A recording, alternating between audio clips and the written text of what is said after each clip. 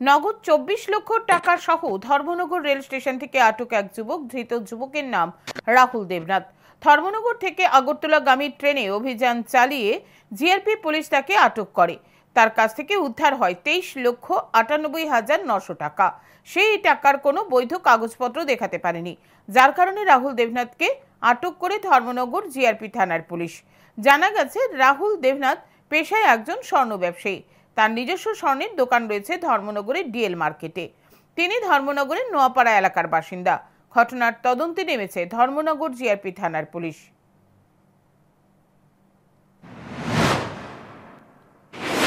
State থেকে আমরা একটা অ্যাপ্লিকেশন দিয়েছি, ওদেরকে বললাম যে আমাদের এখানে আসো, আমাদের টাকাগুলো গণে দেওয়ার জন্য। ওরা মেশিন টেশিন সমস্ত কিছু নিয়ে আসলো, ওরা দেখলো টাকাগুলো গণে দিয়ে এখানে 23,98,900 টাকা আছে। টাকাটা আমরা রিকভারি করেছি।